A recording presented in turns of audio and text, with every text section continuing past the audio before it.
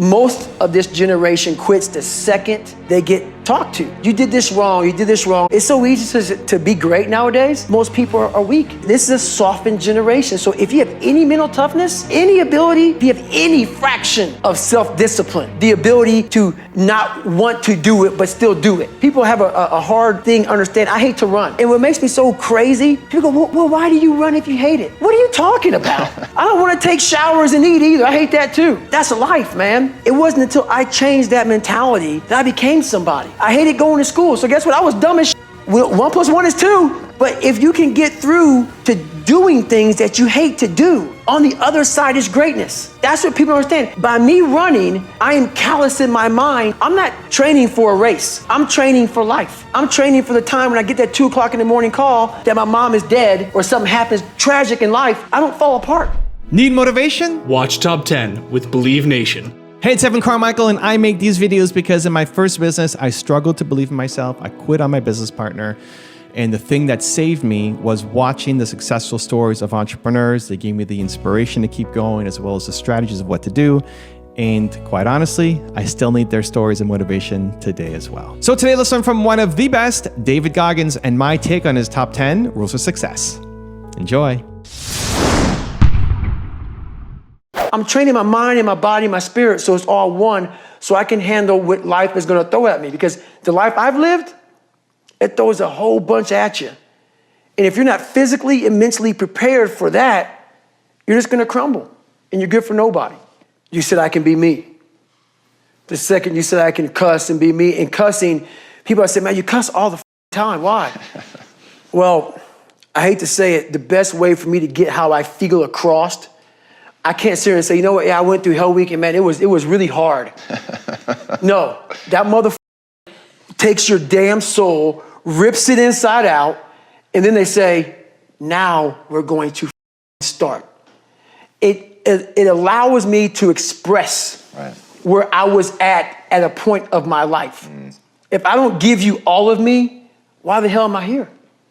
Why? How will you learn from me? People take so much offense to me. You will never learn from people if we always tap dance around the truth. Oh God, I love that. We tap dance around the truth by finding the right words so I don't hurt you because you have thin skin. No, tighten up, people. It's okay. Trust me, it's okay. You might be called nigger one day. It's okay. You might be called some Jewish word or some or gay word. It's okay. Let them call you that. What are you going to do now? They don't own your life. How are you going to control that now? How are you going to flip it upside down and say, Roger that, now I'm going to harness and you'll read about me years from now? How? That's the question. How are you going to do that? Rule number 2 is tap into suffering. You have to tap into suffering every day of your life because we have so much scarring that we have to clean up. You have to look at suffering as almost like I look at failure. To succeed, you must fail. In failure and in suffering, all the answers are in there. All the answers to all the test questions. The test is your life. All the answers are in there. You don't have to live in suffering and pain and failure all the time. You have to learn, I need to visit it. Like people hate working out. You're only gonna visit working out maybe an hour a day. 23 other hours of the day, you're not in it. But how you become in shape is you must visit suffering, visit working out 1 hour a day. Visit suffering 1 hour a day. Visit your past failures 1 hour a day. The relationship with it is the answers are in there. They are in there. Within the suffering, go in there, and I call it the live autopsy. The live autopsy. How you find out someone died? They crack you open after you're dead. How you can live is do it while you're alive. Go back in your brain, crack it open while you're alive. Don't wait until you're dead to figure out why you died. Do it while you are living. Go in there, go into the suffering, go into the pain of your life and say, why did this suck for me so bad? Why am I afraid of all this stuff? Why have I shut down the whole world? I guarantee I'll tell you why you shut down the whole world. It's in these nooks of the suffering within your brain, in the scarring, are all the answers to why you are on the couch feeling sorry for yourself. They lie within the scars. Visit them for at least an hour a day. Study them. And then you'll find out more about yourself. You will then grow. So don't look at it as every day I suffer. Go into it an hour a day. Learn from yourself, learn from life, learn from your failures, learn from your insecurities, learn from your self-doubt. Don't just say, I'm afraid to jump off an airplane. What makes you afraid of it? Study it. That's why I studied my mind. Why I became so powerful in the mind, because I realized I was weak. So instead of running away from the mind, I dove into it and said, what is making me weak? Rule number 3 is stay focused on your mission. I was 300 pounds twice in my life. So every day I have my shoes laid out because I hate running. People don't believe it. You, I hate it. So this is what happens. Every day I wake up out of my bed and there's my shoes. My shirt, my shorts, depending on the weather. There's some days I wake up and I just look at the for hours. And then I'll start walking around the house. And I say, I don't even run today. I'm not doing today. Nothing. I don't have to. Did all that.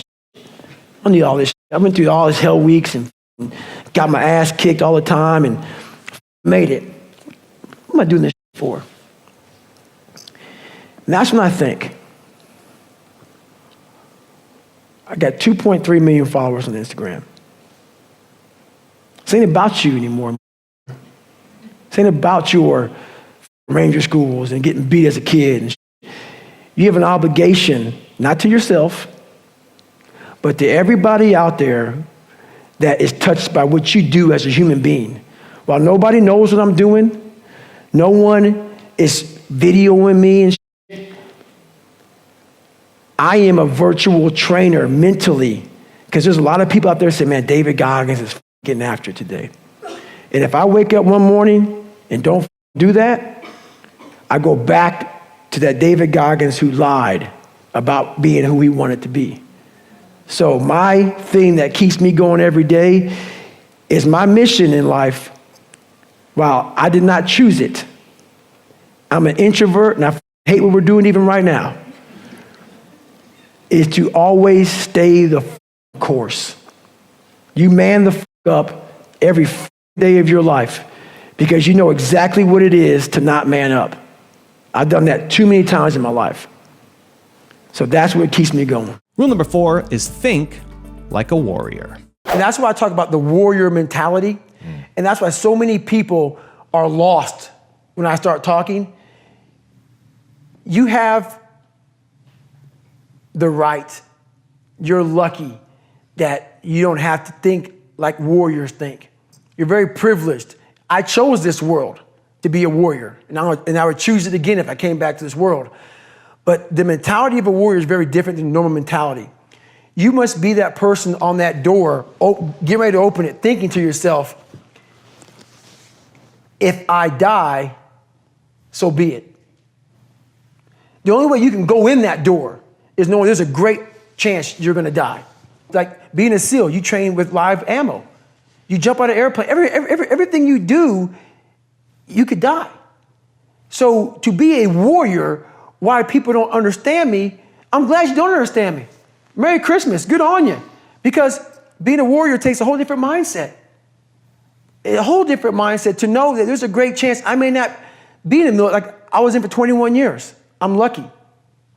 I'm very lucky that I'm alive, able to talk to you, able to still run. But when you sign up on that dotted line to be like a SEAL, your mentality changes. I may not live. You gotta accept that. And that's the mentality you have. Also, to make sure you're actually taking action after watching this video, I've designed a special free worksheet just for this video. The worksheet will highlight all of the lessons learned in this video, as well as pull out our 3 favorite learnings and quotes that will inspire you to actually do something. The worksheet will also give you space to write down what your key takeaways are and your specific plan of action to make sure you're getting results. If you want the worksheet designed specifically for this video, absolutely for free, there's a link in the description below. Go click on it and start building the momentum in your life and your business. I'll see you there. Rule number 5 is get mentally tough. I wanted to be an expert in the mind, a mental toughness guy, beyond mental toughness. The only way to do that, in my eyes, is to put yourself in hell. Put it in hell repeatedly. Repeatedly put yourself in hell and study how you process it. And that's how I was able to come up with all these different ways, all these different tools to slow the mind down in hell. Because the mind just speeds up. The mind wants to get out of the painful situation, the suffering. It can't process it. So that's what I realized by going through all these different processes of being in hell weeks. You know, it's just that. I love that, man. How That's the mind amazing. processes in hell. Were you ever scared that you would lose the processing ability to be able to coach yourself through it? Were you ever scared when you were there? I was, there's some times where the mind gets overwhelmed and you cannot slow it down. But by these certain tools I developed, by not allowing your mind to get away from the moment. You have to think about the exact moment that you're in. But I saw when I was younger, the moment became too big. When it became too big, I spazzed out and I would quit. But now I don't think about even like an hour from now, I'll be eating. I don't even go there. Because then your mind, no, we must embrace this, because now you have to be a leader in this moment. It's not about you just getting through it. I had 5 guys, and 6 including me, in my boat crew. Now I was the boat crew leader. So now another trick is this: if you don't think about yourself, there's no pain. Which can also lead to pain later on in your life. But in these moments when you're struggling, if you are a true leader and you're worried about your men or women beside you, your mind doesn't care how cold you are anymore. Your mind's only worried about taking care of the men and women beside you. So I started realizing, man, if I take care of these cats to my left and my right in the worst moments, my mind is no longer thinking about, you're miserable, David Goggins, get the hell out of here. You're thinking about, how is John? How is Andy? How is Sam? How is Pete? How you guys doing? You're not thinking about me. So there's so many things you can do to get outside your own head to then allow your body to just be like, hey, we're just a machine. But you have to let your mind be able to process all these different tactics to do that. Take a different vantage point in life. When you are in the hell, you can't see the beauty of being in it when you're in it. Get on top of that mountaintop in your mind. Get on top of that mountaintop and look down on what you're doing. You can see a whole different world. That world is beautiful, but you gotta get a different vantage point in the suck. Don't be in it. Spiritually, get out of it. Get that soul. Look down on what you're doing. Be amazed by the process of where you're at now and where you came from. Rule number 6 is free your mind. There's always a blockade. There's a barrier in your brain. There's a barrier. You got to find out what kind of removes that barrier from your brain. My biggest barrier was my father. And once I removed that barrier, I was free to think. And once I felt good about myself, I was free to put action in. I never felt good about myself. I never felt good about myself. Whenever I would get somewhere, the demon would come back, put me right back in the cage.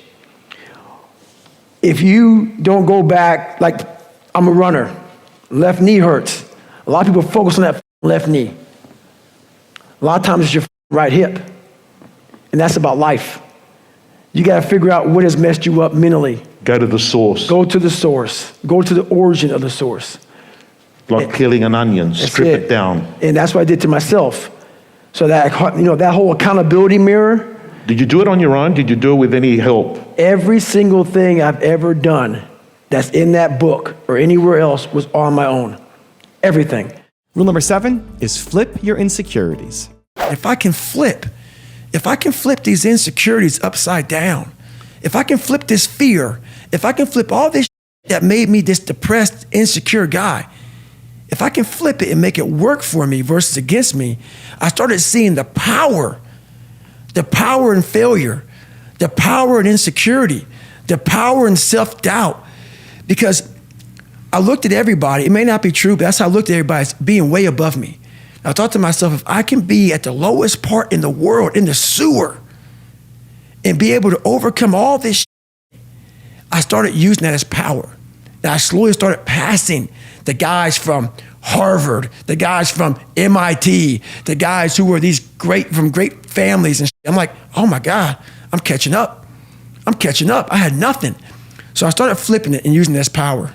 Rule number 8 is aim to be your best. A lot of us, mediocrity is everywhere right now. And we're all trying to find an easy way out. And we're judging ourselves. Let's say there's 10 people in this room and we're all mediocre. But I'm the best of the mediocre people. I now think I'm great. I'm great. We surround ourselves around people that make us feel great. They tell us what we want to hear. The second we put ourselves amongst the uncommon people, we don't like that feeling, that challenging feeling of that person who's waking up at 3:30 in the morning and say, hey, put your shit on, we're going for a run. We don't like that challenge. We like that person who says, hey, you know what, man, I don't feel good today, man. And they say, oh, it's okay, brother. We'll take a day off, man. We'll get a pizza and watch the game. We like that. We love that feeling. Why? Because you understand, man, we're good, bro. We don't want that like this. Hey, man, no, bro. Get your shit on, man. Stop being a punk. We don't want that in our lives. We don't want that person who's constantly challenging our weaknesses. We want that person who's constantly, making us feel nice and good and secure in ours. That's the mediocrity of life. We want to be the best amongst the average people. People wonder, how do you stay hungry all the time? Because after I accomplish something, I don't sit back like a lot of guys who graduate buds, graduate this, graduate that. They get comfortable. They wonder why I'm getting weak, man. I don't know, I lost my edge. What's going on? Because once you hit the top of the mountain, guess what happened? I'm good. So you wonder why you're falling down now. Because once you reach the top of the mountain, you got to build another one. That's mediocrity. There's a lot of people in mediocrity who have a nice resume, but they're one-timers, man. They hit a one-time deal, they busted it open, got a lot of money, but they're good. You're mediocre now, man. What are you doing today, tomorrow, the next day? That's why I don't listen to theorists. I don't listen to all that bullshit. I listen to a who's like this, man. What's wrong, man? I'm tired, dude. Why are you tired? Because tomorrow, I got to do the shit again, man. Whatever the shit is that made me nauseous and sick to my stomach, it made me hurt. There's no ending. And that's the person I listen to. That's the person who's gained knowledge. You gain knowledge through suffering. And on the other end of suffering is a world that very few have ever seen. It's a beautiful world because that's where you find yourself. You don't find yourself in over here. You find yourself on the other end. Like the 100-mile race I was on, I ran it for 24 hours. I found myself on the other end of that race. That 19 hours, I found, wow, there's a whole nother world out here that I've never even saw. But the world is in your mind. And that's what all that mediocrity is about. Mediocrity is contagious. Rule number 9 is be proud of your achievements. I'll never forget when I was younger and I lived in a $7 a month place and it f***ed up, everything was jacked up. I had a pair of jeans and I'll never forget this as long as I live. First day of school, people go school shopping, right? Week out, 2 weeks out, maybe a month out. We didn't have any money to do that. So I had this pair of jeans that the inside of the pocket was green. The inside of the pocket was green. And I wore them almost every day. So what I did for the next year of school was I cut that pocket out so the green would show, so it looked like a new pair of jeans. All I wanted was money. All I wanted was a nice car, was a nice home. And the second I got the money to do it, I realized this is bullshit. That's why I don't own a car. I don't own a place. I don't own shit. You will see me wearing the same shit every day. I don't hide none of that, nothing. What I realized is all I wanted in my life was look at that in that accountability mirror and be proud of. And everything else went away. While you need money to be successful, you need money to live, you need money. Money does buy a form of happiness because without it, you're miserable. But once I realized it doesn't mean for me. What makes you happy? achievement, reaching goals, accomplishing things that I thought were impossible to accomplish. Because while I don't smile all the time, there's this feeling inside of me that very few people have. Very few people have. Because when you come from where I came from, nothing, and you make something out of nothing, the feeling, it stays with you all day long. And it allows you to be who you want to be in front of anybody.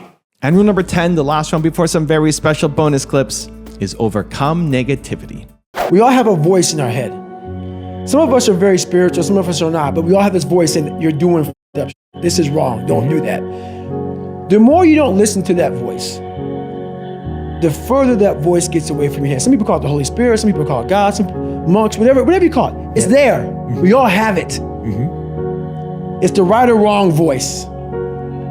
But the more we don't listen to it, the more that voice goes away. And the only voice you hear is yourself.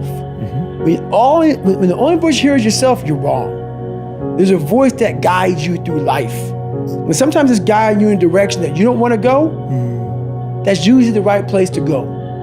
It's that uncomfortable place. So that voice is always talking to me, but we don't listen to it. I listen to it.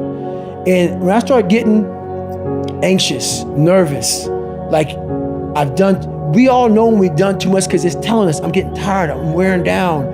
But we go. I start talking to my fiance, hey, I'm doing too much. You start now, like I did in Hell Week, like I do all the time, the 1 second decision. It's that decision when your mind starts to get so amped up, whenever you can't hear yourself think, you gotta slow down. Whenever you're living off a schedule, every day's a schedule, you have no time for yourself. When you start, and we all know it, I don't have time for this anymore, I don't have time for that anymore. That's when your mind and your body are saying, think about that. I'm neglecting my fiance, I'm neglecting my disciplines of life, I'm neglecting my reading, my learning, my workouts, my diet. When you start neglecting all of that, you neglect one of them, you can neglect all of them a long time. It's gonna haunt you. When you start seeing that, my God, I haven't eaten right in a long time, haven't been sleeping right in a long time, it can only be one of those things to take you off. So I'm very aware of my eating, my sleeping, my disciplines of life. And when I started to get too far away from them, it's a hard stop. Because what made me are the not just disciplines, the self-disciplines of life. And those are always in front of you. If you have any, they're always in front of you. So that's my hard stop. Who I was this nobody guy. And I created this Goggins. And that Goggins, there's David Goggins and there's Goggins. David Goggins is a calm, cool guy that sits back. Used to be a weak kid. Now he's just a normal guy.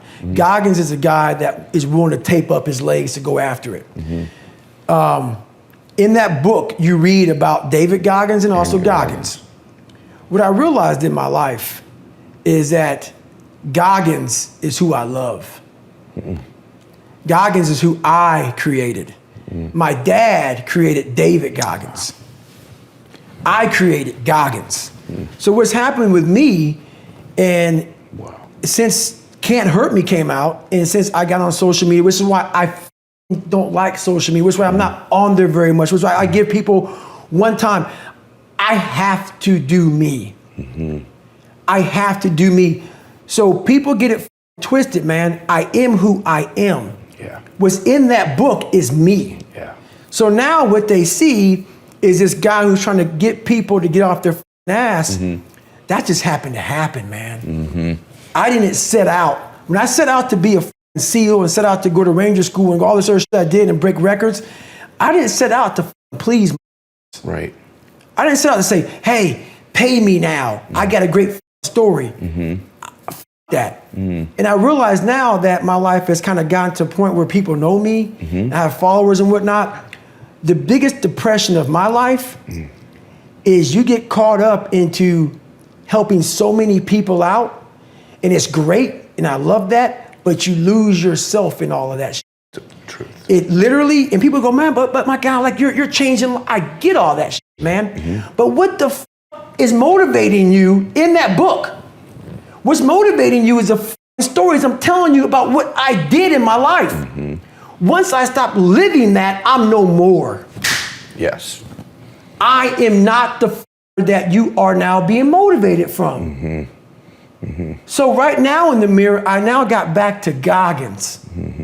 I'm now back to running 100 miles a week. I'm now back to getting the I saw, and I talk to my girl about all the time. You travel, you speak, you all this shit. It's all great and dandy for most people. I'm Goggins. What makes me is the dungeon. And yeah, and people are, well, oh my God, like they're gonna hear this, my God, you don't have any peace in your life. Don't get it twisted. Weak people who hear me get all poopy pants about how I talk. So be it. What changed me was I had to be hard on myself. Yep. And I have to continue to grind myself into a fine dust. Yeah. Period. Yeah. That's where I feel good. I accomplished something. If things come easy, it's not fun. I must fail at something repeatedly. It has to haunt me. And then once I complete it, I feel like I accomplished something. I don't want to set out and say, oh, there's an A. We're good. Right. It's stupid. No, I want to turn it in 1,000,000 times and say you failed. You failed. And I say, okay, roger that. And sit there and analyze what I'm doing wrong. Go to these places that people don't go to anymore because all this social media shit and everything's computerized. I want to go to that dark place in my mind and say, okay, how are we going to get this done? I started to create the real Rocky. I wanted to be the real version of a movie. But that's the hard part though. That movie's inspirational. And in my life, there's a lot of times in my life where it wasn't so inspirational. There's a lot of lonely moments where there was no going the distance song in the background to keep me going. Yeah, that music changes things, doesn't it? Yeah. Or lack thereof. Or the lack thereof, man. There's a lot of times, there's a lot of quiet times, a lot of failure, a lot of disappointments, a lot of starting from scratch. But that's when I started to develop a different mentality. And I started to develop a mentality of, this is where it's at. Where you find out where you're at is when you're at the lowest part of your life. So I started to develop a whole new mindset. Like the lowest part of my life used to make me feel bad. The lowest part of my life now, it actually gives me strength because I know so many people stop. That's where they quit. Right. When they get to the sewer of life versus looking at it saying, oh yeah, now let's see what the is up. Let's see what the is up now. Let's see the millions of men out here in this world. They're not going where I'm willing to go now. This is where people stop. And this is where I started to develop the different mentality is. You want to test my resolve? You want to test my ability to go the distance? You want to see where your life ends and mine begins? That's where that mentality started for me. Because I started saying, man, you always end up in the dungeon. You got to find strength in that where no one else does. So that Rocky movie was a little bit of a spark, but to become that person, it takes a lot. I'm constantly trying to find my new 100%. Even though life gets at you, age gets at you, sickness may get at you. I have friends of mine who lost legs, who lost arms, who lost all kind of stuff. And they call me and say, hey man, what am I going to do now? I said, well, it's up to you to find your new norm. Love that. It's up to you to find your new 100%. No, you cannot do some of the things you used to do. But what can you do today? What can you do now with what you have? And you must find your new norm. So I was in Navy SEAL training for 18 months. Navy SEAL training is only a 6-month program. I was in there for 18 months. People said, how did you do it? I changed my mindset to where Navy SEAL, I was a permanent Navy SEAL student. That's how I looked at myself. That was my new norm. My new norm was I got up and I got the shit kicked out of me every day of my life. And that was my new norm. I didn't look forward to, oh, I can't wait for it to end. Oh my God, this and that, all the feeling sorry for yourself. No, my new life until it's over is I'm a permanent Navy SEAL student and my life is about getting the shit kicked out of me. So you got to change your mindset for the situation that you're in today. The most important step we'll ever take in life is our next one. But a lot of us get our feet stuck in concrete. We get our feet stuck in concrete because we're afraid to make enemies. We're afraid to speak what's on our mind. We're afraid of being in that group of people. And when you walk away, we're afraid of what they might say behind your back. All that fear clouds your brain, clouds your thinking. One thing in life, you're gonna always have haters. Embrace them. If you can walk on water, trust me, your haters will say you can walk on water because you can't swim. Learn one thing, shut the noise out. Embrace the fact that people don't like you. It means you're doing something right. Stay hard, stay in the fight. My whole life, I mean, I don't know if people believe in God or what, I don't care what you believe in. There's been this unrelenting voice in my head. We all have this voice. It's the right or wrong voice. And a lot of times that voice guides us into comfort. And my voice guided me into comfort a lot. But I had this other voice I heard my whole life saying, hey, what are you doing? No, man, we got to go over here. We got to go over here to that rock pile over in the corner where nobody's at. That's where victory's at. We're over in that corner. So this voice was giving me all these answers. Now, I wasn't a real smart kid growing up, but I had this crazy voice in my head saying, over there is where the answers are. And I didn't want to listen to it because over there was pain. Over there was me looking in the mirror. Over there was me being accountable for all these things I went through my life. Even though people put them on me, it's now mine to own. And I didn't want to go over there by myself, but I had to. And this voice was guiding me there. It's God, whatever you want to call it. But that's what it was in me. In chapter 11, that's the last chapter, right? Right, last chapter. And Adam does a wonderful job, sort of narrating and telling the story. But then you broke into this piece that I had such an even deeper appreciation for you, where you're like, look, man, like this visualization about like one day when we all die, right? So would you mind, I mean, I know it's totally in the book. No, it's fine. But I think it's a great way to wrap this. So let's say this, man.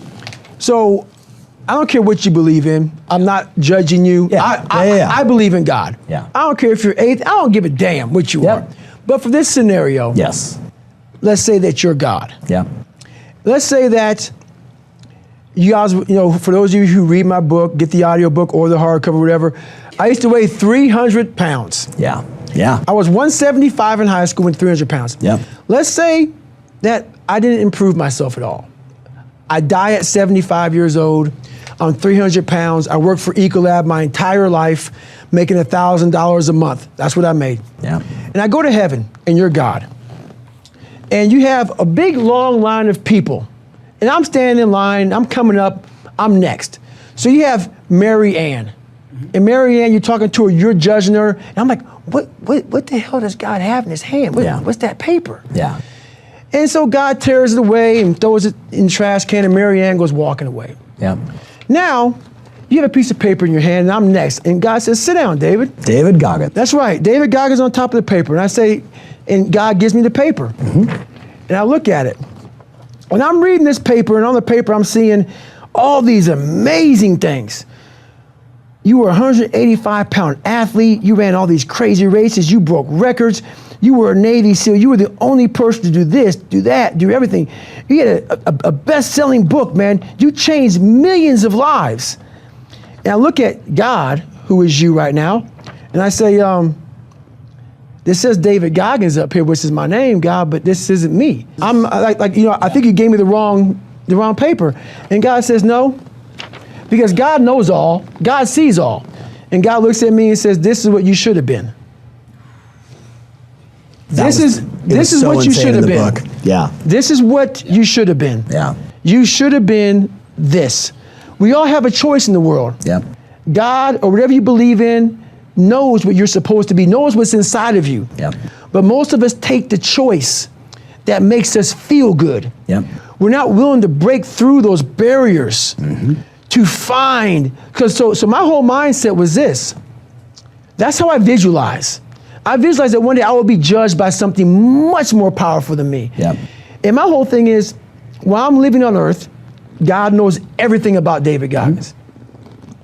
Even God, I want God to be up there with a pen, get another piece of paper saying, He did what? I didn't even know he'd do that. I didn't know he'd do this. I know. So I want God to be impressed with how I turn out. Yeah. Which means I want to check off every single box of all the possibilities of what I'm supposed to be in life. Yeah. Leave nothing to question in my life. No matter how far you get in life, you have to be able to go back to scratch in your mind at a moment's notice. You can never get so far beyond scratch. What that means is when you accomplish something in life, if you want to go back to scratch and go back to that $7 a month place where I once lived and visit that place for a long period of time, if you were here when you went back to scratch, you would now be here. Scratch is what makes you better. Scratch, friction, obstacles create growth. There's no friction when you're this far up in the game anymore. You think there is. When you've achieved, that's right. When you achieve so much, the friction is minor. Because why? I'm sore. I'm gonna get a massage today. I'm hungry. I'm gonna eat today. The refrigerator is always full. So your comforts are now, so your discomfort is now very minuscule to your discomfort back here in the $7 a month place. So you have to go back to the total discomfort to then raise your level of where you're at now. I'm not saying stay there and stay there. Visit. Visit it. And then you raise your level. Take a day trip. That's right. Yeah. Always take day trips. Yeah. Those scars are real. Those scars are proof that, your past is real. So they're never gonna go away.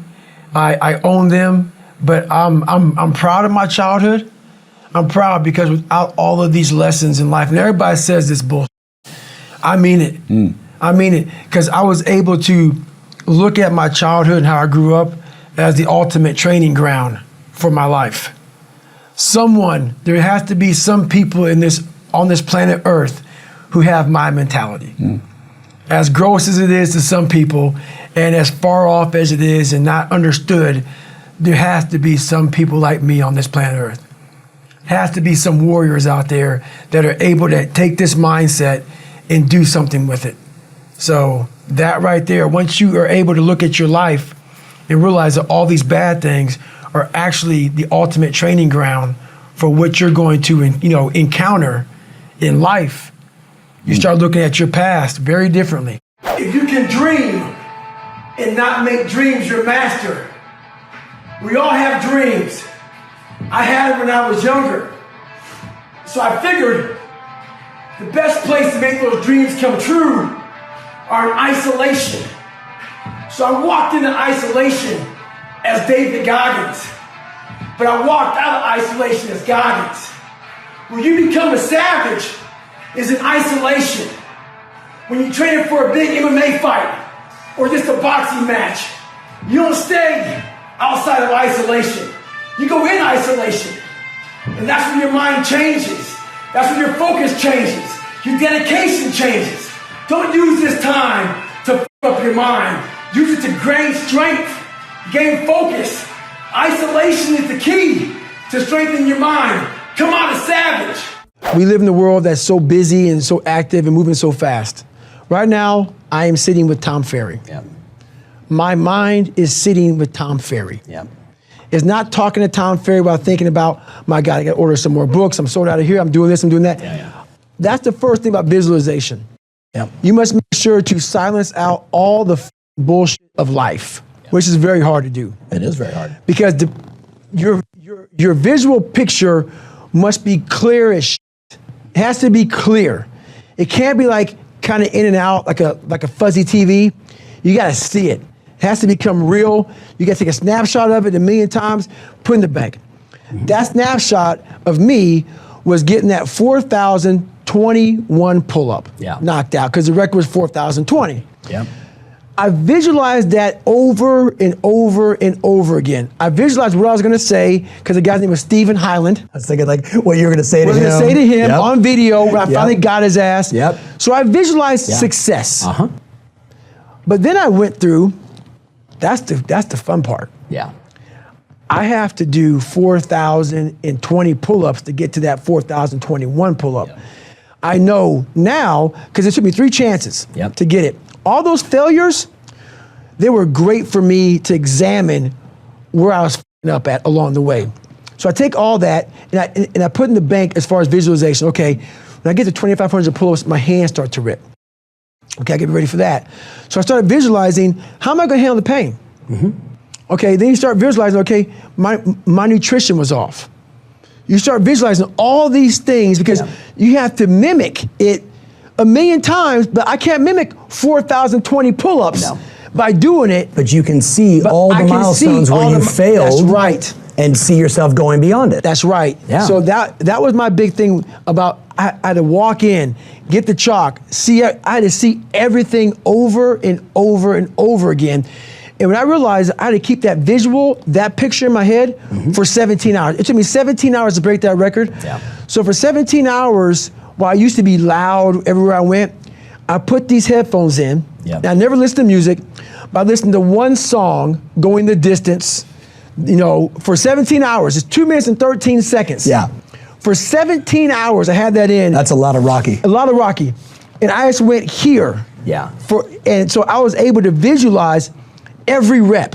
Yeah. So I visualized my hand placement, making sure that felt right before I got going. I didn't ignore all the little pains. My hands got sweaty. Okay, that means I was aware of everything. That means my hand's about to rip. It's getting sweaty. Wipe it off. Be aware. Everything. I was totally in the moment because of how I visualized everything. Do you ever have a day where you just think, I can't be asked to do anything. I'm not going for a run. I'm not stretching. I'm doing nothing. Every day. Yeah. So you have the thought, but you don't have the day. Every day. Do you ever let yourself have a day where you just watch Netflix? Never, because guess Some what? good shit on Netflix. I'm haunted. No, I can't do it. I can't do it. There may be some days I get up with poopy pants, and I'm like, you know what, man? F this, man. Like, what am I training for? Yeah. I have no race on the docket. Why am I having this such a structured life? Why? And I'm like, you know what? I'm good. I'm done. I retire every day. Yeah. I'm done with this shit. And I sit around and I say, okay. And then this is my thought process. So you want to be normal. So you just want to be like everybody else that roams the world, not knowing the power that's in them. Being fine with being mediocre. You want to go back to who you were, huh, David? And I'm like, F that, man. And you have that conversation with yourself every day? Not every day, it's those bad days. Yeah. It's those bad days. I see a whole bunch of people walking around out here who have no idea how talented they truly are. And I'm talking about talent, like some God-given ability. Talent that sometimes you have to hone, and you have to work on, and you have to harness yourself. And they just walk around just on their phones, just clueless to how powerful they are. You are your own hero. You are your own leader. You are your own master. And that is a big one because we idolize so many people and we want to be them. We want to be someone else. And in doing that, you lose all the potential of who you are. You mimic, you be them, you are them, you become them, and you lose you. And we look up to so many people in this world who will let us down. We're humans. I'm going to let you down. You're going to let somebody down. And you put them on a pedestal, you then lose time when that person comes up and lets you down. You must hold yourself accountable, and being your own hero, that's what that does. You make yourself so totally accountable for who you are. You focus on you and only on you to become the best person you could be for others. Because we leave a lot on the table, not searching who we are. And then therefore, you die not knowing your greatest potential. If you could define happiness for you, what would that be? It's overcoming yourself. Yeah. At all costs, whatever that takes. To be at the point of your life where you don't care about being judged. You can be in a room of 1 million people and they all hate you, and you walk in and you go like this. Not because you're angry at them, because you know yourself. Inside and out, and you know that you've put yourself through hell to be where you're at today. You've walked the walk, you've talked the talk, and you've walked the walk. And that's, to me, what it's all about. It's all about putting those boots on the ground and getting after it every day. And once you do that, you have a feeling about yourself that no one can ever take away or even understand. for instance, in Hell Week, Yeah. they said when you get to Wednesday of Hell Week, you're broken. So everybody on Wednesday. But give them context. You're talking 72 hours without You're talking sleep. about 130 hours of training. Yeah. It starts on Sunday, ends on Friday, and on Wednesday, you're almost done. You're halfway through. Yeah. So everybody on Wednesday, they hear this. Because everybody says Wednesday is like, man, you're so tired, you're done. So that becomes your new norm. Yeah. No. You're cruising into Wednesday That's getting right. ready to feel tired when you don't even know why. Because someone told you could feel tired. Bingo. So for me, I was like, hang on a second. I started studying my mind a whole bunch while growing up, facing these things. Don't listen to anybody's dialogue but your own. They're tired. Yeah. They're not you. Yeah. So it's just all about, it's just, your mind has a tactical advantage over you at all times.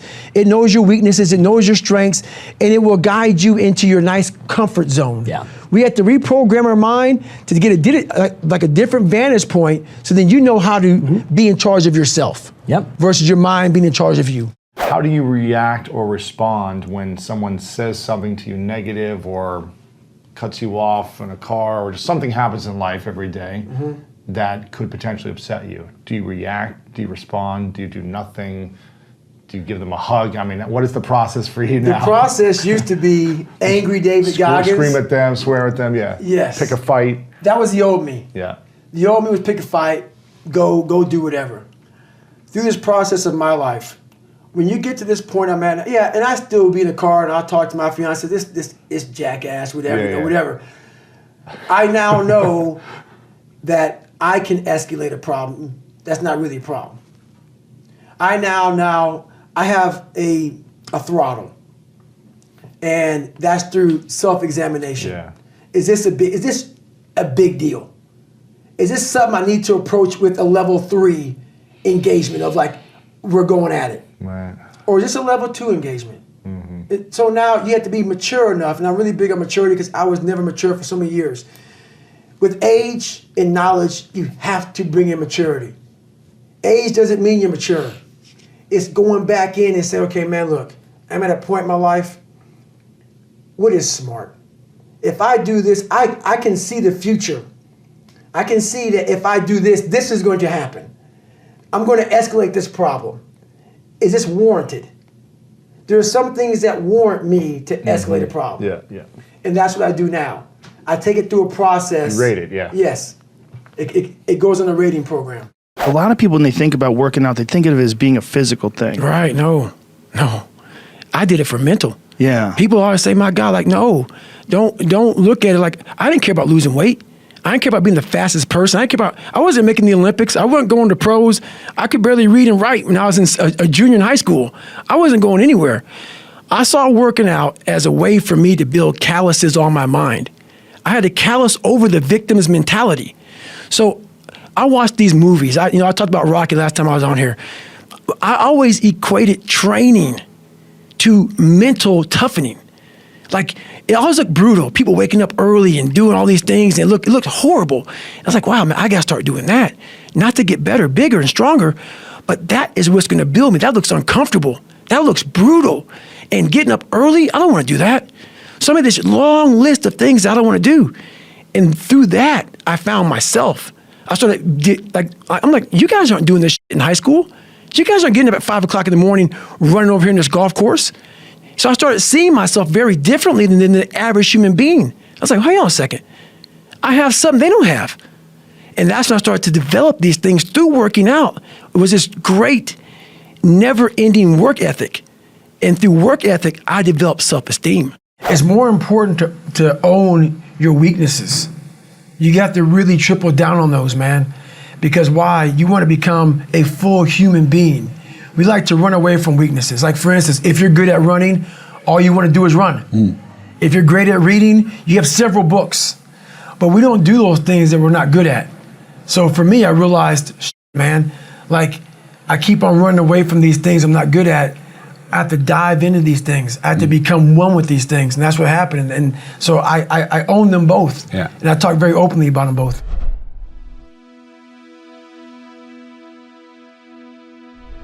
Because you made it this far in a video, I want to celebrate you. Most people start and don't finish. Most people never actually follow through. Most people say they want something, but they don't ever do the work to actually get it. But you are different. you are special. Believe Nation, you made it here all the way to the end, and I love you. So as a special celebration, if you put a hashtag believe down in the comments below on this video, I will showcase you and celebrate you somewhere on the screen in a future video because you are awesome. For 10 more amazing rules from Eric Thomas, check the video right there next to me. I think you'll love it.